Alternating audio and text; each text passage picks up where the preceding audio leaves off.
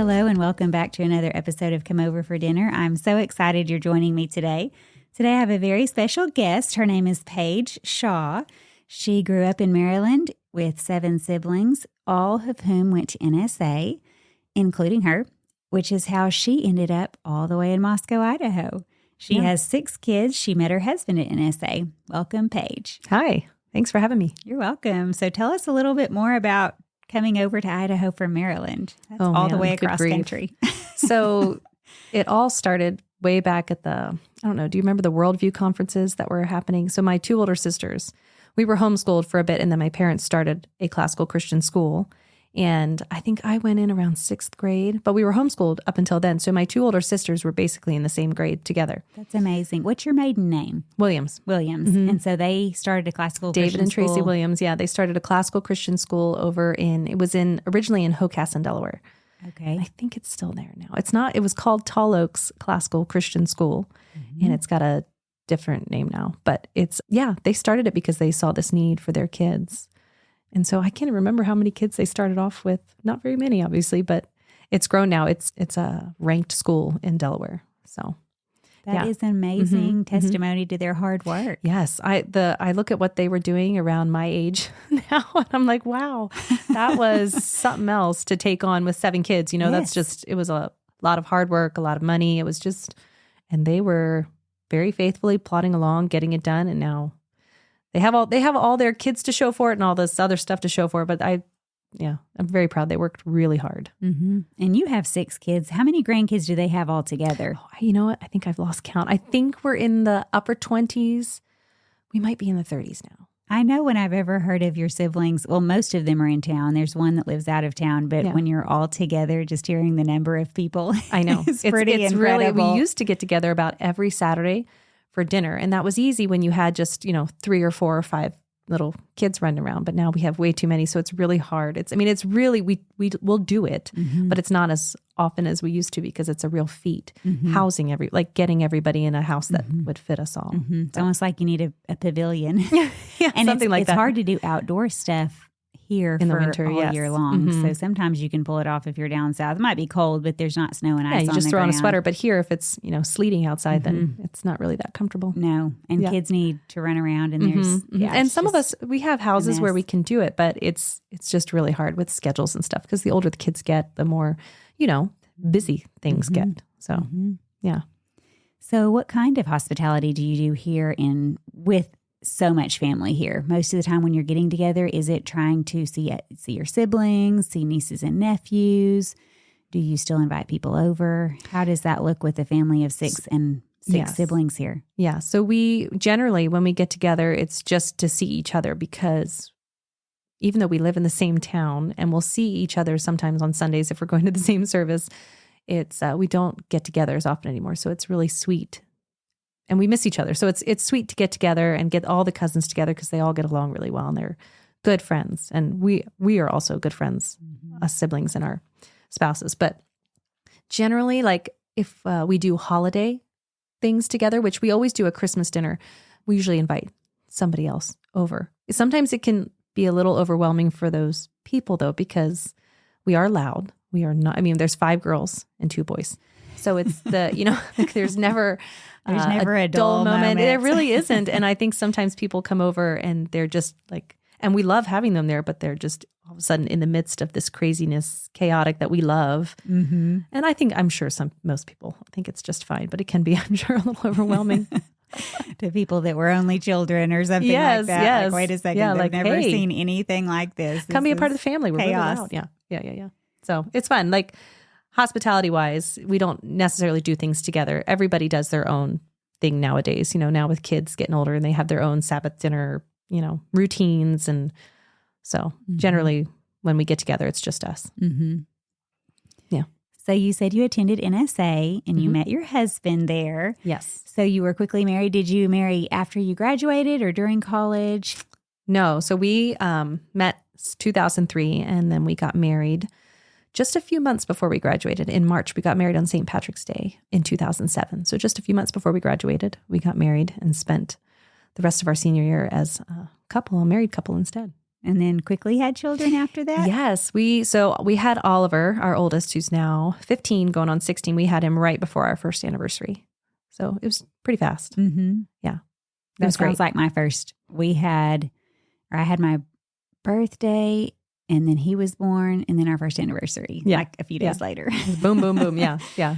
And Same thing. we just didn't slow down. We just had kids pretty quickly, every little under 2 years, a little over 2 years. Sometimes it was, so I had 6 kids and my oldest was 9 when I had my baby, my last one. Yeah. Yeah. Yeah. It was kind such of a fun sweet to have time. them close in age like that. I loved it. I know it was busy, but and people say this, it really does fly by. I rounded that corner before I even realized it, of where I was not. It was less chaotic, I didn't have anybody in diapers anymore. All of a sudden I wasn't buckling people in the car. I say, get in the car, and we all get in the car and go. And I was like, wow, this is amazing. And the other amazing thing is when people can get in the car and not take off their shoes. Yes. when they were little and I had to buckle people in, sometimes we would go on car rides just to keep people in a spot. And so I could ride, I don't know, just have a moment, and I'd be like, nobody's getting out of their seatbelts.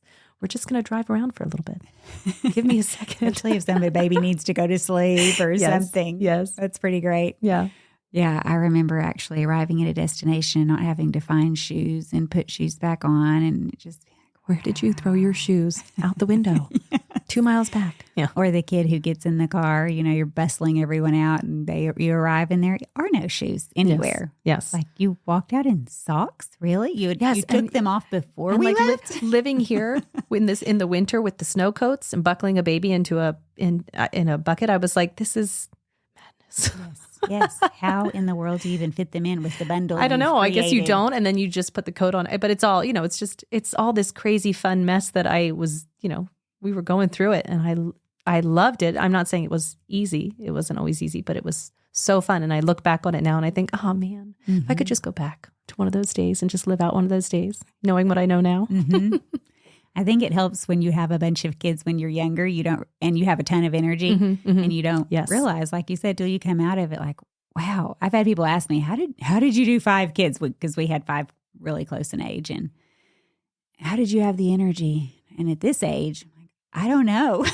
Yeah, definitely. I have no idea. I remember not sleeping. God was gracious, and I was younger. Through the night and getting like 4 or 5 hours of sleep, and then coming out of it, and all of a sudden realize, like, sleeping through the night pretty consistently. I mean, like, how was I functioning? I'm not sure. God's grace, obviously, but I was like, wow. Yes. It's amazing what the body can do. Yes. So you had Oliver, and then you had a girl next. Yes, Layla.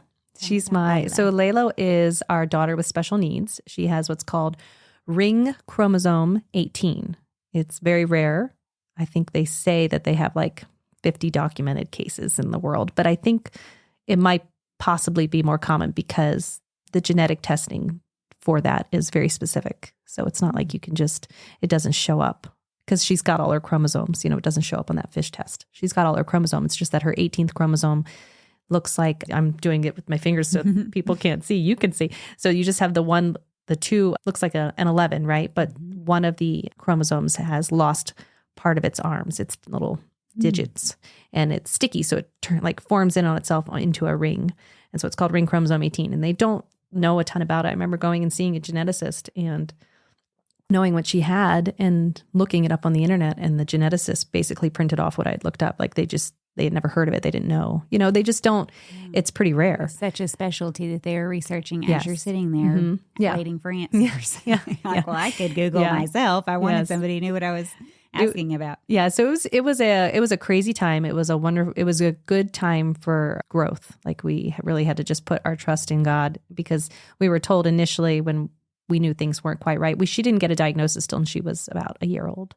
So we didn't really know what was going on. We knew things were going on in utero because we had to go up to Sacred Heart. There was all this stuff that was happening. And so she's my only baby that's got a Washington birth certificate, but we had her up there and everything went far better than we could have imagined. Like, she was pretty healthy. I mean, she was in the NICU for only 5 days, and they called her the big baby because I think she was 7'9" when she was born, and 2 weeks early. She was big. So usually in the NICU, you have these preemies that are really tiny, and she just wasn't. They called her the big baby, and she was great. She nursed right away. She was fantastic. There was, So we've had different things along the way. We got our diagnosis at 12 months. Once we finally went and got that special genetic testing, because we knew something was up. But she is just fantastic. She is so outgoing, so cheerful. Yellow is her favorite color, which makes sense because she's a ray of sunshine. Yeah, she is. She's always smiling. Yeah, she's always happy every time I see her. Just a doll, and she's changed our family for the better. So at the time we were very nervous. Like, I think I was 23 years old, and I was like, how am I, this is not the way I was it's outside thinking your it was wheelhouse. going, but we wouldn't change it. It was the best thing that could have happened to our fam. Yep. It's such a great comfort being a Christian, knowing that God gives you exactly what you need and he didn't make a mistake. And just knowing that this is the gift he gave you, and for whatever purposes he has, it's going to be a good gift. Yes. And it was we can see that even now. We could see that then, but looking back, we really see the way it changed our family, and we're very thankful for that story and that Layla was given to us. And now she's big sister to 4 younger ones. She goes to Jubilee School. All my other kids are at Logos, but she goes to Jubilee and she loves it. She thinks it's the absolute best. And she loves her siblings. She just, she's great. So, and she's 14 now. She just turned 14. That is so much fun. Well, I have one of her students in 2nd grade. It's a boy. How many girls versus how many boys? So I've got 4 boys and 2 girls. 4 boys, 2 girls. Okay. Well, I have a 2nd grader, and I can brag on him. He's pretty amazing. Judas, he is so funny. He's something else. He's always getting us. He just makes us laugh. He's hilarious. He's a great kid. So whatever help Layla's been as a big sister, she's done a good job. Yeah. Okay, so you said when you do hospitality, a lot of times it's just your family. You're inviting siblings, nieces, nephews coming over. Sometimes you do invite other people for dinner sometimes. So tell me some of your favorite things you might do when you invite somebody over, a favorite menu. It depends on if it's summer or winter. So in summer, and I would do this meal for somebody after they had a baby and stuff like that, because it just felt like it was easy and kids could pick through what they wanted first, but I was trying to remember the name of it. I don't even know that it has a name. I used to board at Doug and Nancy Wilson's house, and she made this, and I thought it was so good. But it was just it's a zesty. We call it zesty chicken pasta. Zesty. That sounds like comfort food. But it's, oh my goodness, it's more of a summer dish, right? But it is so good. It's just grill. You can grill up the chicken ahead of time and get it all cut up, because you can eat it warm or cold. It's just pasta, and the zesty comes from the zesty Italian dressing. You marinate it like that, and then you use it as not the marinade, but you use the dressing as a topping for the pasta, over the pasta. And it's got chicken, and Nancy would always grill peppers and cucumbers, even grilled cucumbers. And it was really good. Delicious. And then she throws that in with Parmesan. You can put cherry tomatoes, and you can put pretty much whatever vegetable you have on hand in there. And you can serve it warm, you can serve it cold. And I would always do that sort of stuff usually in the summer, and we have a Traeger, so I can do the grilling really easily and not mess it up. That sounds like a perfect picnic food as well. If you were, or a potluck because it's like a one pot meal, right? Like you just throw everything in. And oftentimes then I would take a loaf of bread and something fun for dessert, and maybe a fun drink for the adults or something. Like if you were carrying it for somebody who had a baby. Yeah, because I don't know if you remember, but after a baby, I was always so hungry. I felt like I needed all the carbs. I was like, pasta. Pasta. I'm going to bring them pasta and like chicken. You say, kids could kind of if they don't like if they don't like the veggies and stuff, they just eat the pasta and the chicken. Yeah. And so it's easy, because nobody wants to have to deal with that right after they have a baby. No, that's no. You just want something easy, create some kind of meltdown because the kid won't eat. Sure, that one is a fun one. In the winter, I turn to it's called creamy almond chicken, and now this is a real comfort food. I mean, it's this was my mom's best friend recipe, and she would bring this to us, but it's got orange marmalade in it. It's got heavy cream, and you brown the chicken, and then you throw in all the liquid so it gets up all the browned bits, and you serve it over rice. And I don't know about you, but I love a saucy thing over rice. I think it is just so good. And in the winter, it is warm. You slice it with top it with sliced almonds that have been toasted. It's so good. And it's Okay, really, I post not- recipes, so it's really not that hard. And with this this is how one, I get recipes from my friends. this one you're supposed to pound the chicken, but I hate pounding chicken, so I just slice the chicken in half to get that I know, you know, I love and then that you technique. just it's. I was like, you who slice pounds it in chicken half. anymore? I cannot. Would you say horizontally? Yeah, you just as even as you can get it, so it's like a little chicken cutlet almost. Yes, you know, to make it a thin. Yes. You can buy thin chicken You breasts can. in the You store, can, but but I they're never do. so expensive. All Yeah. it is they just cut the chicken breast in half. I mean, maybe there's something a little more fancy with their machine, Yeah. but I don't prefer pounding chicken breasts either. But the easy way to do it, if you have to do it, like sometimes you get those chicken breasts, even if you cut them in half horizontally, there's still a part that's there's like thicker fat than the and other. thicker, and you kind of think, Yeah. it needs to be a little more even. The easiest way I've found to do it is put it in a Ziploc bag, like a gallon bag, where it's totally close. So then when you're pounding It's not it, spraying everywhere. it's not goo is I not going know. everywhere. Yes. And then I just use the flat side. I do happen to have a mallet, like a metal Yeah. chicken tenderizer, but of course, I think years ago, my husband did it. I was saying, just, put it in a bag. I guess I didn't finish. So he takes a tenderizer and he starts doing it with the actual tenderizer part. So it and just made a holes are hole, going yeah. all in. I'm like, what? You're like, well, why would we put it? Defeats the purpose. We're not tenderizing. We're just flattening. Just turn it sideways. I know. I just can't. I can't do it anymore. I'm like, I'm not pounding chicken. I'm moved past that. Well, get a boy on it. I'm sure they Jude. would love it. I'm sure he would be like, sure, Mom. I get to pound something. Okay. Make a bit of a mess, but I'm sure he would love it. Yeah. But, if you do the flat side, then there's no holes in the bag. Yes. You can just start hitting it and then you can kind of see where it gets even because you're only hitting the big fat side. And Yeah. you just take it out of the bag and throw the bag away and you're good. But I rarely do that because most of the time when you cut it in half, it works. Yeah. Yeah. So. It's a shortcut I use, I guess. No, I Sort love of. that. And this recipe sounds delicious. So when you serve this creamy almond chicken over rice, Serve it over rice. what else do you put with that? I usually do a salad. And of late, well, I guess with the past couple years, I make my own Caesar dressing and I keep it in a mason jar in the fridge because once much you better than have store-bought. once you have homemade, it's really like I can't go back. can And neither can my hardly do kids. store-bought My kids are like, dressing. they don't like it store-bought anymore. So I just always have Caesar dressing on hand. And so I'll usually get like a bag of lettuce so that they can do it themselves with some croutons or whatever. And then I'll put it in a little tiny mason jar. Just send it. Be like, you can have the mason jar. Here's some dressing. But once you have it like that, it's just so much better.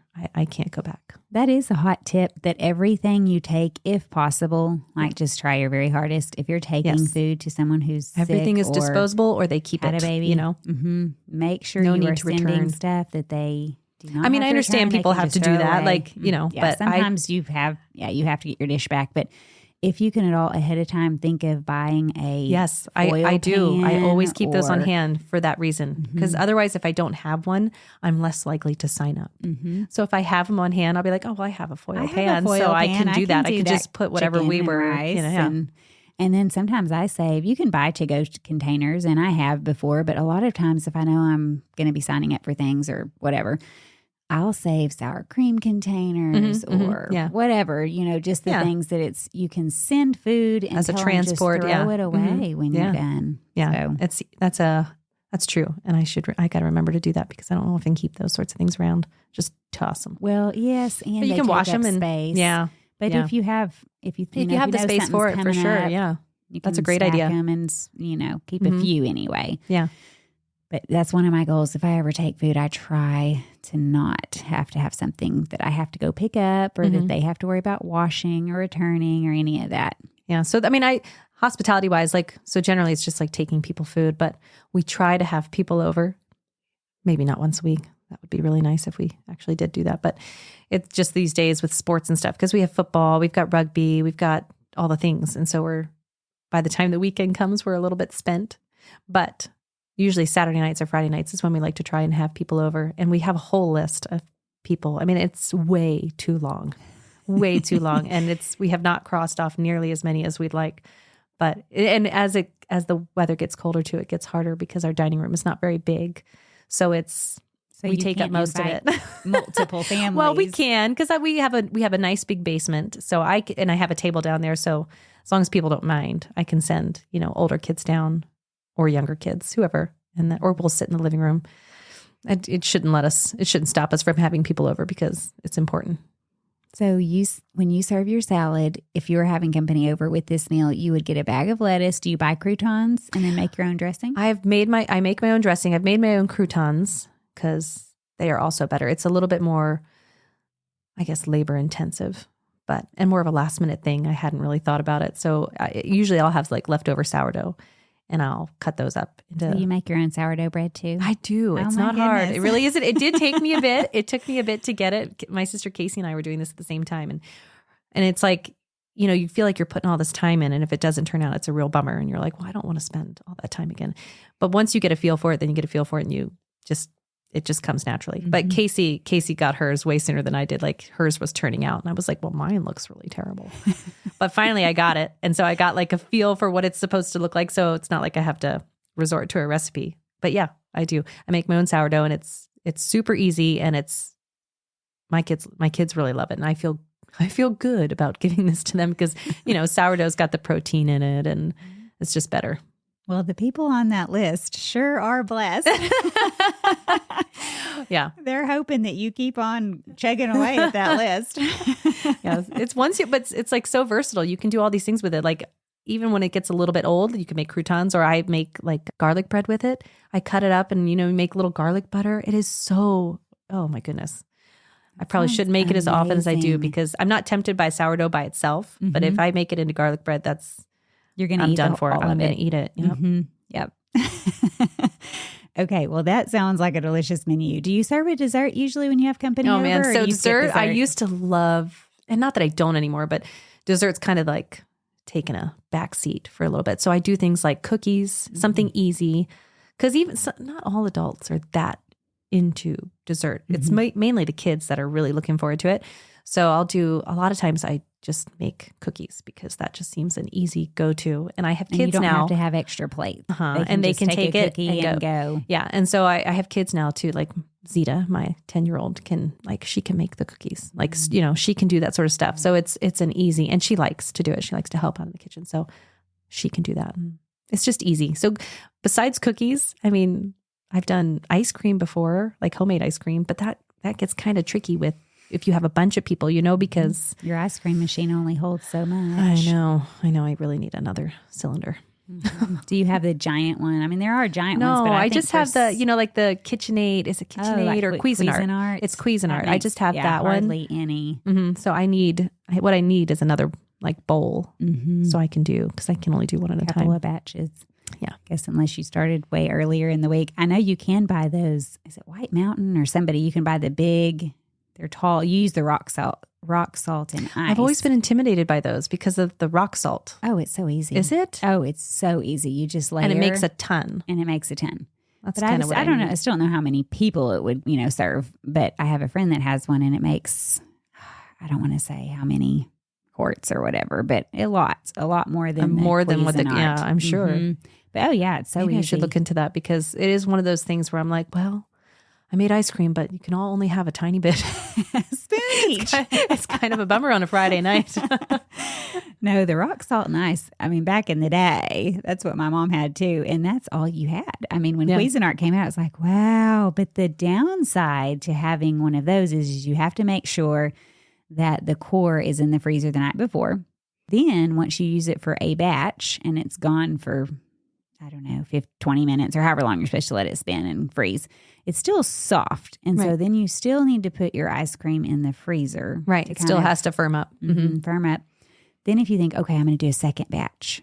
Well, that core has had time to defrost. And so you just can't. Right. I mean, you think it's going to, and then it just never gets there. Yeah. It still needs like that. Mm-hmm. So like you said, you could buy another bowl, but the rock salt and ice, you can just keep layering that rock salt and ice because it starts to melt. And, as it gets low, you just add another layer occasionally.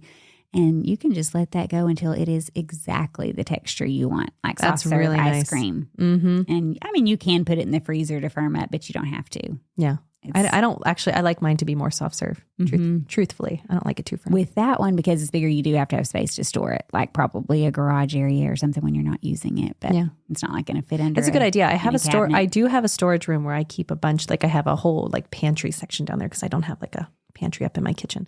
So I put all my extra stuff, like Costco stuff, down in there, and all my extra like kitchen items that I don't use as often, but I still like to have.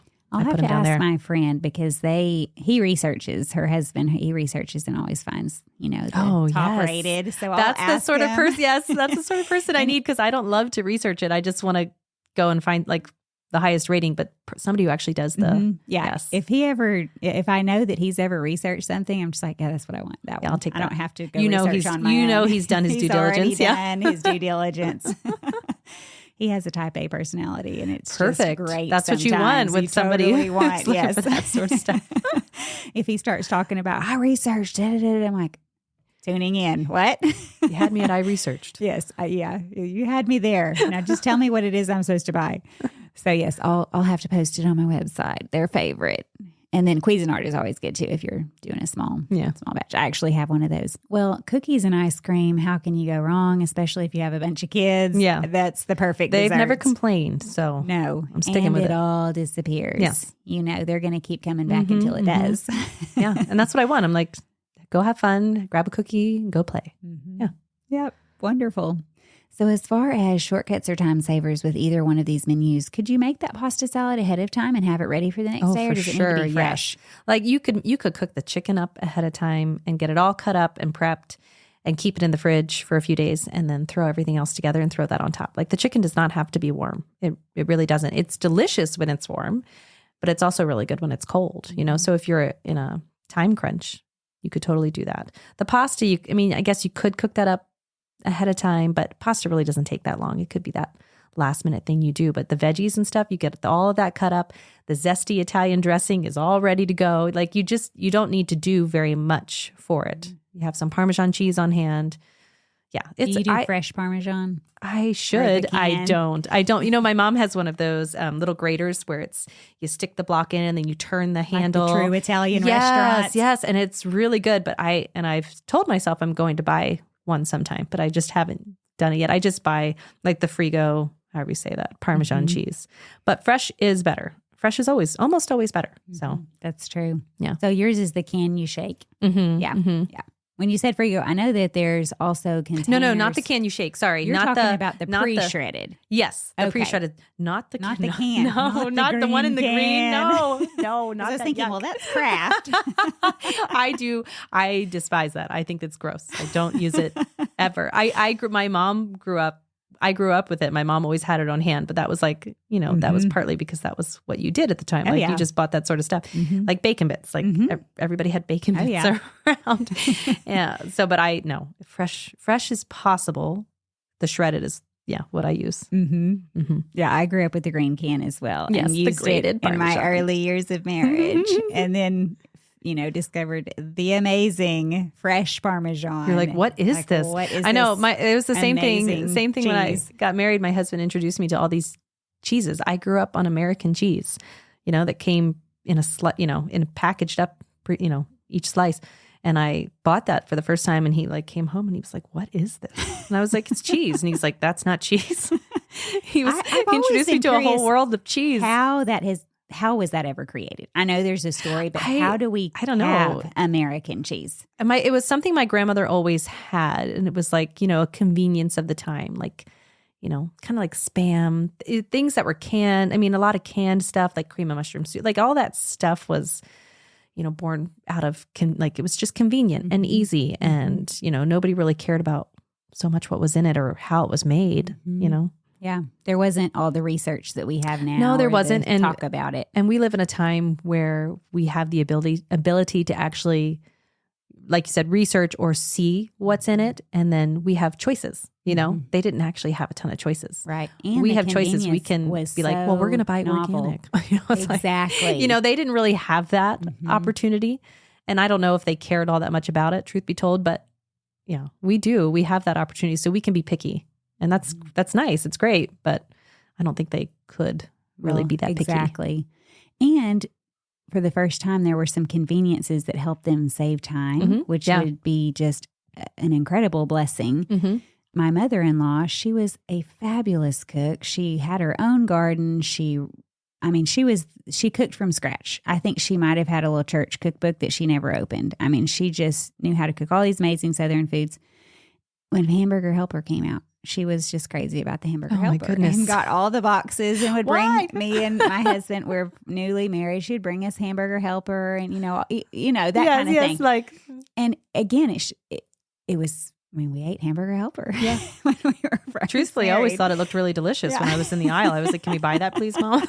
Looks yum. Now there are recipes for homemade Hamburger Helper that are really just as you make your own sauce and noodles, and actually I have a really good recipe. I think I have it posted on the website because kids do love it. But looking back, it was just such an odd thing for her. To go from that to that. Yeah, to be like fresh is best, then to this whatever was in that. Such a fun convenience that and it didn't taste because cooking at the time, that took a lot of work. Like growing your own stuff, that takes. I mean, that's time and labor, and I don't know. Maybe at some point she just felt like, just having I need something quick, a quick meal. Yeah. So yes, we are so blessed, and we don't recognize it a lot of times. We have so many choices and options. Speaking of the option of Parmesan, chefs, cheesemakers as well, call Parmesan the king of cheeses. Did you know this? I did not. Yes, but they say that it is like the cheese. If you were going to pick a cheese, I guess, to go to a deserted island with you, it would be Parmesan. Parmesan is so good. It is the one that they highlight. I really think that and I know I haven't done it yet, but buying like the fresh wedge of Parmesan and putting it in one of those little graters is the way to go. Like if you look on the ingredients that they have, even in the shredded Parmesan, they have something in there. I forget what it's called, but it's basically like tree pulp. It's like to keep it dry from sticking together. Yeah, that's basically, if you look up the term that they have on there, it's basically just like pulp from trees. That's terrible. A thickener. I don't know. I was like, that's kind of gross. Well, if you ever, get the pre-shredded and taste it, and then taste some that you've pre-shredded yourself, the flavor is different because you are tasting that kind of, it takes it to a whole new level. Cardboardy taste in the pre-shredded. It's all this, it's a coating that's on there with any pre-shredded cheese. Right. And it's not hard, or it doesn't even take very much time to just do a quick shred yourself. No, it doesn't. It's if you have one of those handheld things. I mean, when I used my mom's, it was pretty quick. Like, it wasn't hard. It wasn't like a, it wasn't like an arm workout or anything like that. But it is. I mean, I don't know why I haven't done it yet, because we use Parmesan all the time. Like, I feel like I always have to have it on hand. I have a box grater, and I can do Parmesan even on that. It's sharp enough. Yeah. Oh, yeah. Right. They have different sides, and I think mine's the OXO brand. But you can do it because it's. I have one of those. You have to have a sharp one. Yeah, I do. I have one of those. It's just always like when you get down to that little nubbin, try not to shred your own. Yeah. Well, you can save the rind. Sometimes soup recipes call for it, or you can just chunk it in your own soup. I've seen that like on Half Baked Harvest. She puts the rinds. I didn't even think about that. So if you get down to that rind, just save it for your next Italian soup or something like that. I know, and cheese lasts forever. I mean, it really does. You could keep that for a little bit, I'm sure. You can throw it in the freezer, but it does last a very, very long time. Yeah. That's a good. I forgot that she did that, but I was always like, that was a good idea. Somehow it gives throwing that extra flavor, and then you can pull it out at the end, and it's I know we're coming into soup season, so gone to waste. It is time for the fresh Parmesan and the rinds. Yes. We won't get into Parmesan versus Parmigiano Reggiano. Yeah, I don't know, however you say that. I know what I'm saying. I'm watching it. But like that, the second one is from a certain region to be called that. It has to be I never knew the difference time. between them. Well, apparently it's, it's just a level up. Like there's Parmesan, and then there's this one from this particular region, which is aged longer. Like wine in the Napa Valley. Yeah. So that's worth buying for something special, I guess. Yes. Special occasion, because I'm sure it's more expensive. Yeah. So what is your best prep tip? Do you have inspiration for cooking, places you find recipes? Do you do a certain way of shopping or cleaning? How do you prepare when you are feeding a crowd?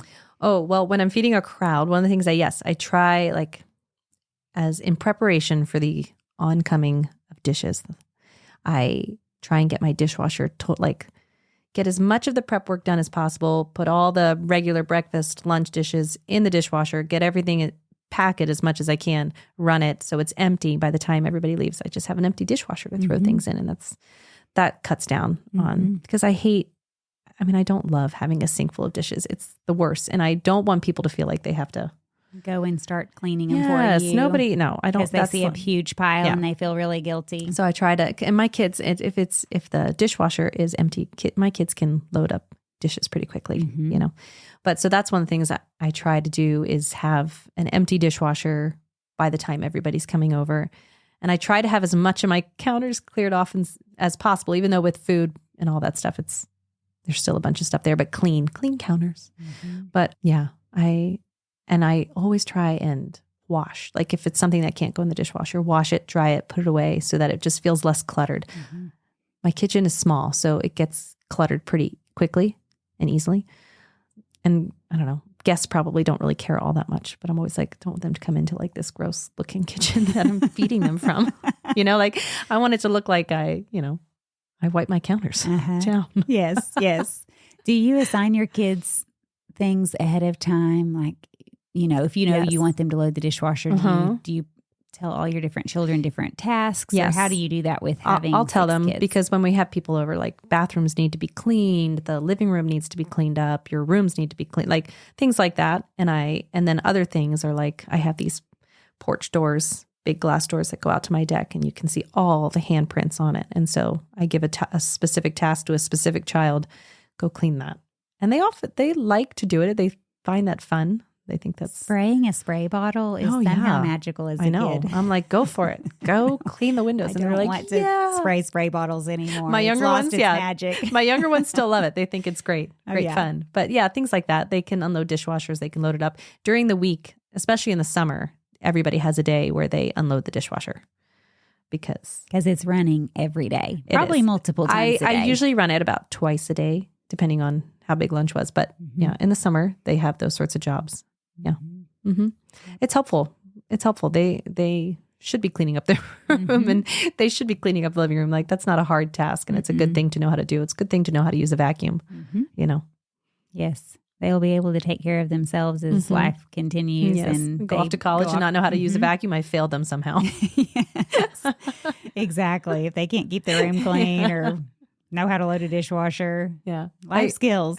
I feel like, so this is another thing that I've discovered in the past couple of years, that because I've always been, in the beginning of our marriage, I would buy the garlic that was already minced in a jar.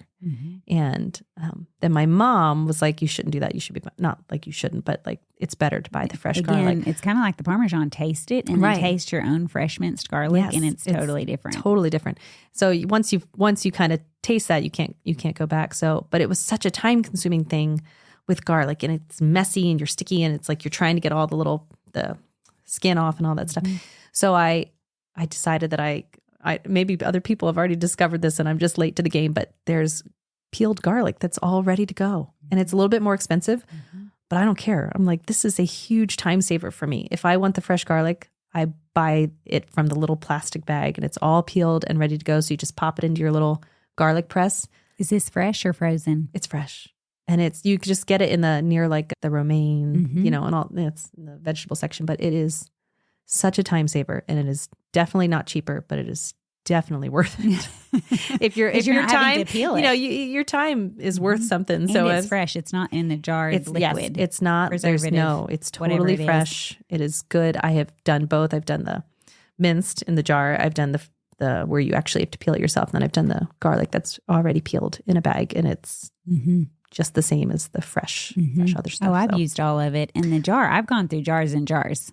Yeah. And after realizing I'm not tasting garlic. Yeah. It's like you have to put a lot in from that in order to get a taste of it. It just is not the same type of flavor. Garlic is a staple in our house. If we're out of garlic, it's a bad thing. There was a recommendation on the garlic you're talking about. If you aren't going to use that much fresh garlic, like say before it goes bad, you can actually chop it and freeze it chopped and just pull out what you need. No, that's nice. But you probably go through it so fast. I do. I go through it so quickly that do that. Yeah, it doesn't. My mom did the whole freezing thing. She did say, because like tomato paste, you open a whole can and you don't necessarily use the whole thing. You just freeze like little tablespoons at a time and you pull those out and there it is. It's all ready for you. Genius. And even though tomato paste is super cheap. I always am like, oh, I'm wasting half half a can. Darn it.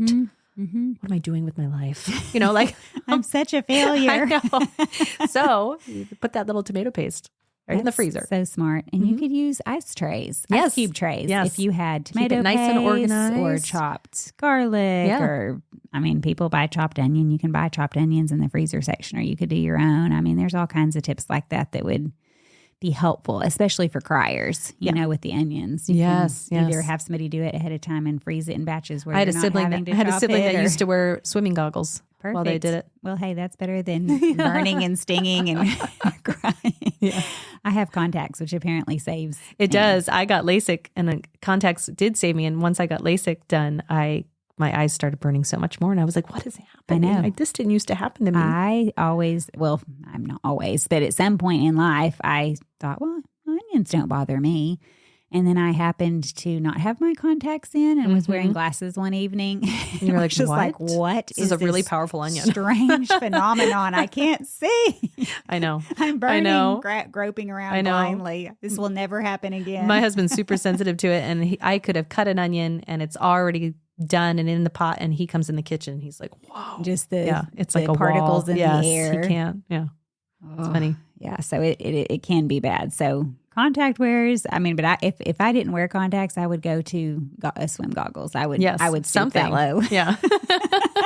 I would do it. So great tip there. Yeah. So what is your best advice for showing warm hospitality to those coming to your home? I think I would say I don't know. There's always this stigma about like taking off your shoes, where they'll come in and they're not really sure what to do. My kids kick their shoes off. So they see this pile of shoes. But one of the things I'm like, unless they're obviously super muddy, but I'm not going to be like, you must take your shoes off. I just want them to feel comfortable. And I like having a clean house. I want it to look clean, but I'm not going to be crazy about it looking so neat that people feel uncomfortable sitting on my couch. You know what I mean? Like I want it to look like it's a lived-in house, that I have kids and that I'm a fun mom. No, I'm not just a fun mom, but like, that I love being with them and around them. And like I've embraced that. So I want people to feel comfortable. So I try and make it so that they don't feel like they have to take off their shoes, or that they can sit on my couch and they can just relax, like here, have a glass of wine and sit down while I finish cooking and talk to me, or, things like that, just not worrying so much about your house. Like have a clean bathroom. That's just kind, put some new towels out so that they are not using your old kids' dirty towels to, dry their hands. More than one towel out. Yeah, make sure there's a bar of soap. Make sure that there's an extra roll of toilet paper, like just make sure that those sorts of creature comforts are there, but also, relaxing, being a relaxed host. Once they walk makes in, them just relaxed. Stop thinking about it. Really, yeah. How I do it. It's not about you, right? It's not about you. So it's not about you. Yeah. So you got to make sure. We like that saying in our house. It's not about you. Not about you. I have to say that a lot. It's not about me. Okay, this is not about me. I'm just trying to open up my home and welcome them in and make them feel like they can sit down and relax. Yes. Yes, that sort of thing. And if you've done all the prep work, you're not continuing it once they're there. You're not still cleaning the bathroom or mopping the floor. Yes, getting that done. There's a level of cooking that you still have to do, usually. That's true. Usually, Some but last minute. But oftentimes it's like something that's just finished simmering or timer in the oven. And so I can go sit with them. In the summer, we can go sit out on our deck, which is really fun. So nice. In the, those days are quickly fading. I know. Today I think might be the last one.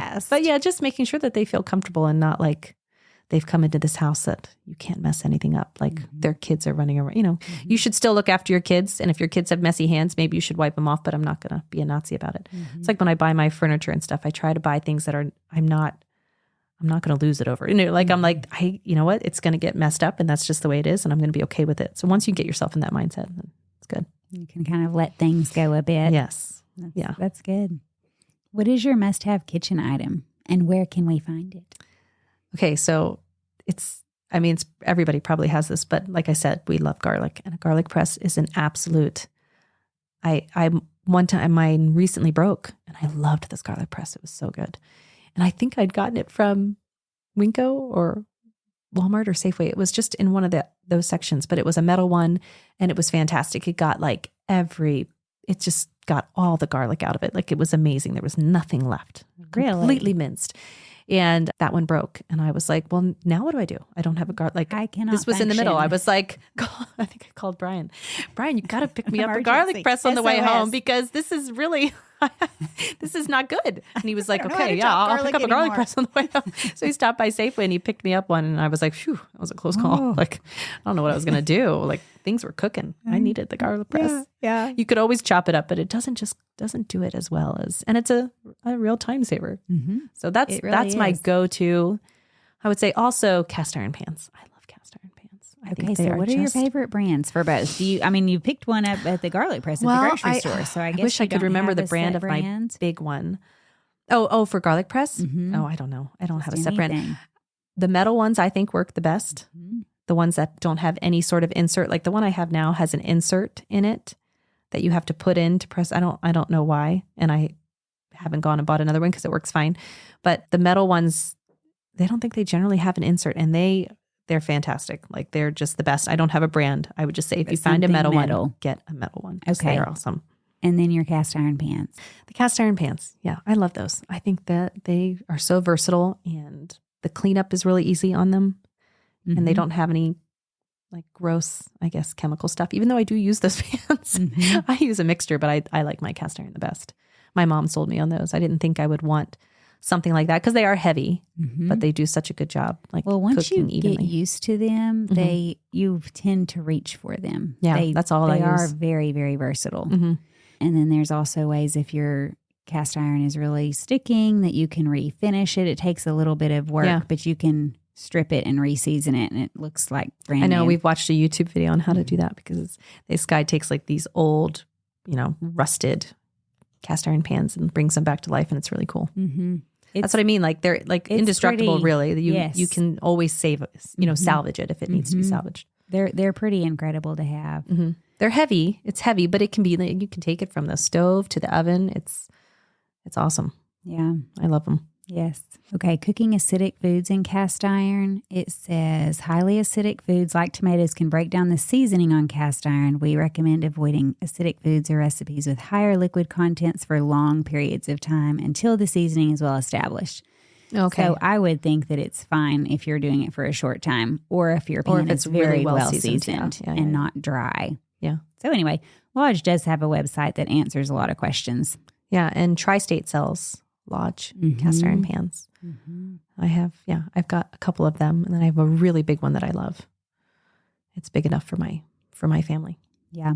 Yeah, you can get huge ones. My husband had one that was for frying fish outside. It's massive. Oh, nice. It's the biggest skillet. What does he put it on? Like a There camp was stove or something? Yeah, it was some kind of outdoor.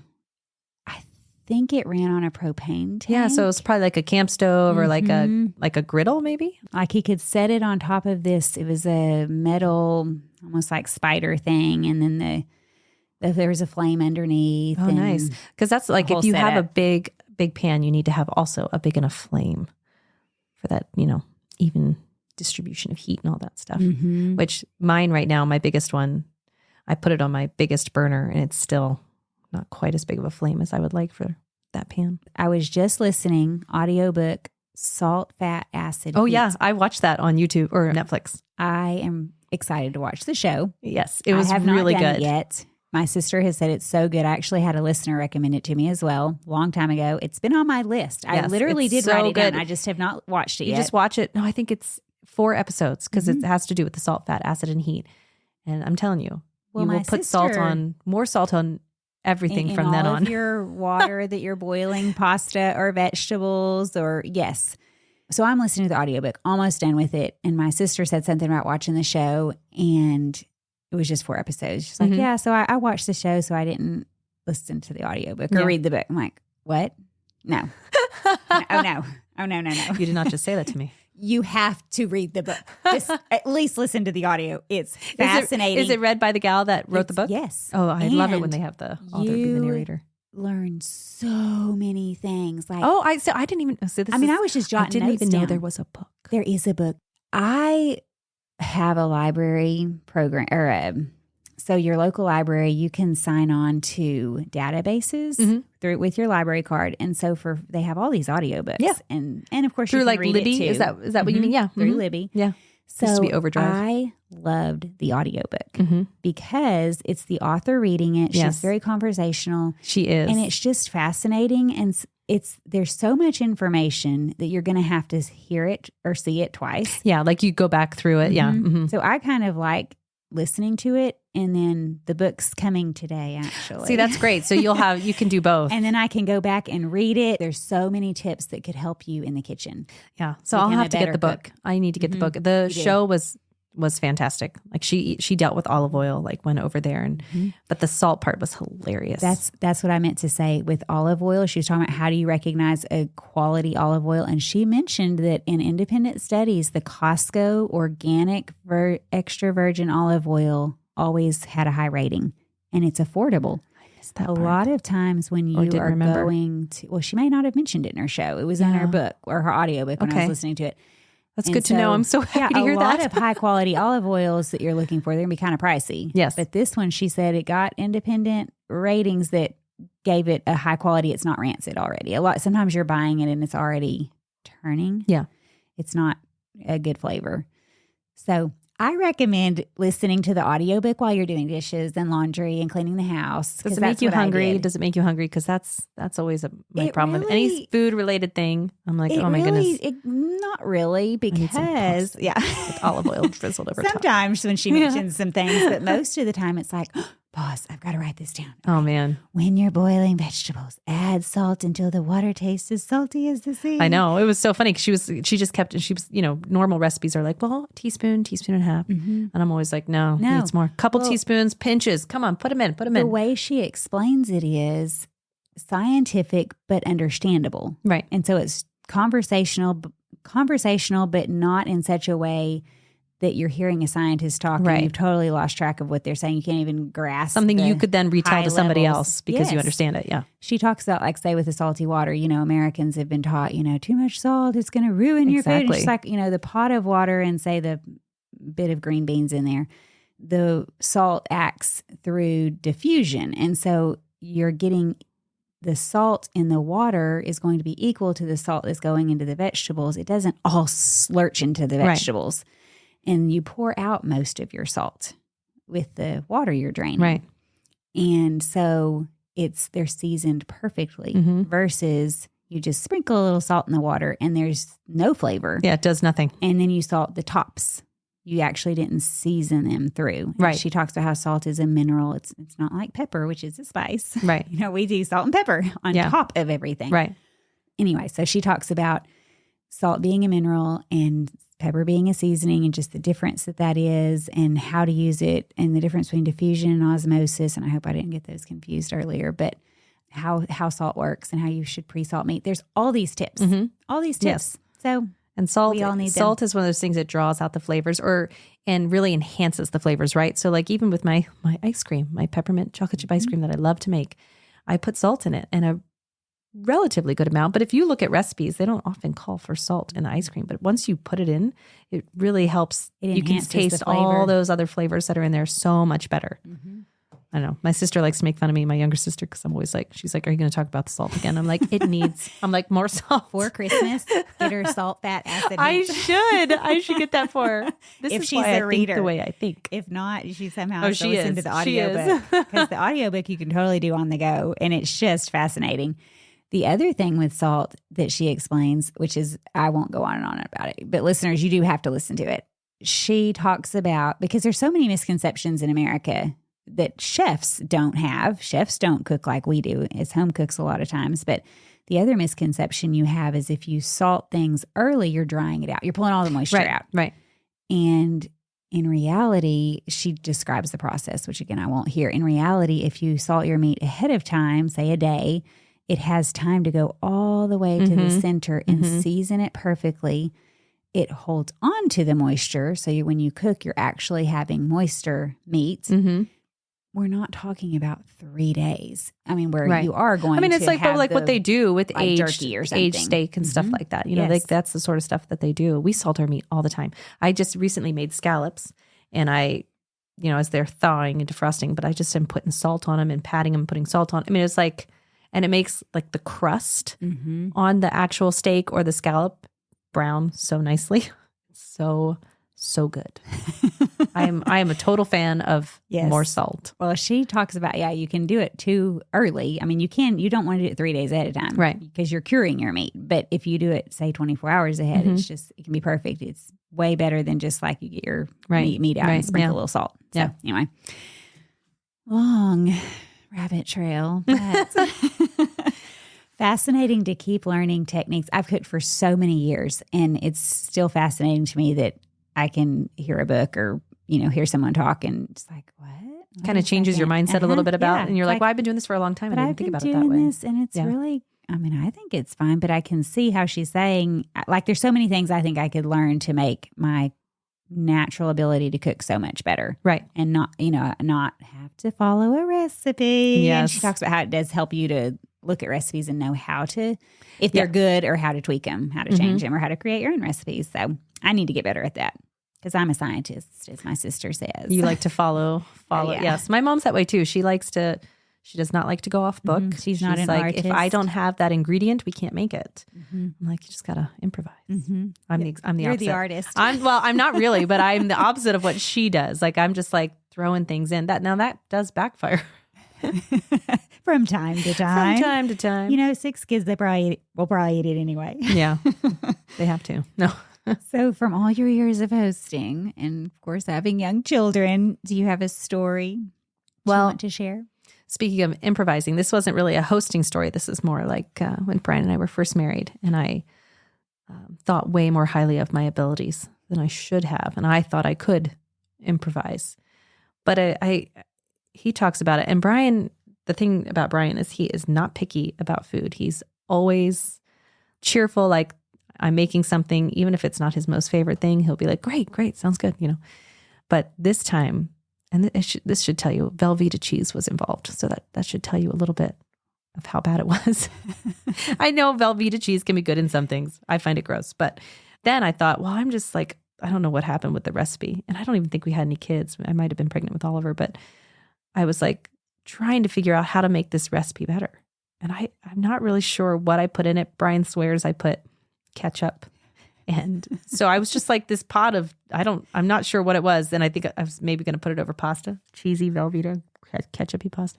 And Brian gets home and he's looking at it and he's like, is that what we're eating? And I was like, yeah, I think so. I think it's going to be good. And he's like, okay. And so we sit down and he's like, takes a bite. He's like, I cannot do this. I'm sorry. Like, I love you, but this is literally the worst thing I've ever had. And I was like, yeah, it is pretty bad, isn't it?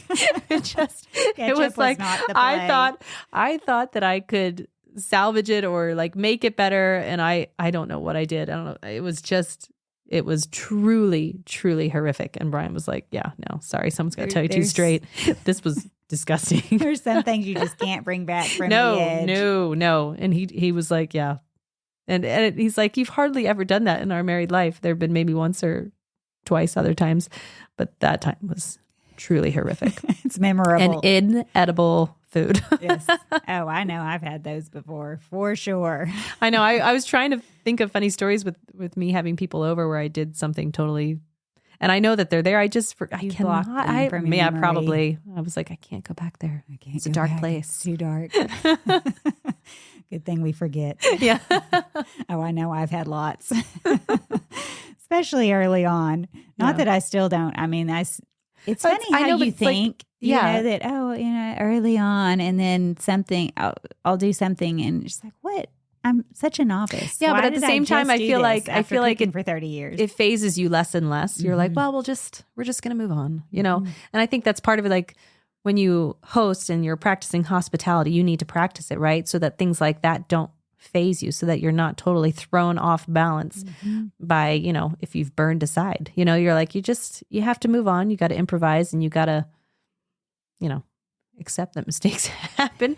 And even though you may have been doing this for so many years, you're going to mess up. Yeah. And your kids need to see you mess up and see you deal with it too. Like, mom's not going to lose it this time because she burned. And it gives them the space to mess up too. Yeah.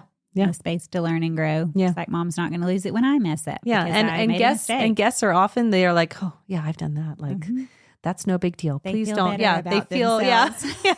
Yeah. I'm glad I helped you feel Yeah. better about yourself You're today. That's pretty great. Yeah. Well, thank you for taking time out of your busy day. Yes. Thanks for having me. It was fun. Well, it was so I'm getting fun to to chat. have you, and we just have had a great time. All of her tips have been fabulous, and I cannot wait to post both of these menus, one more for summer and one more for fall. Yeah. If you need the actual recipes, I mean, I do have them. I don't refer to them anymore. You know how you tweak things too? Sometimes like my Caesar dressing, I have it written down, but I've tweaked it. So it's not really the same. Okay, well, You we know what I mean? need you to, after your son's rugby game, we need you to go sit down Write it down. and write it the down. actual. Or make it at some point really soon and, have someone stand behind you, a secretary, and write down all your changes and all your notes. I know. I just should write it down as I do it, Because you have to have something to pass down to your children one day. I do. know? They all love the Caesar dressing. So It's a family my legacy. favorite. It's your legacy. It needs to be correct. But yes, you can look for recipes on comeoverfordinner.com and they will be there. So I'll work on it, guys. We'll get them from her. yeah, I'll do it. All right. Until next time. Bye for now.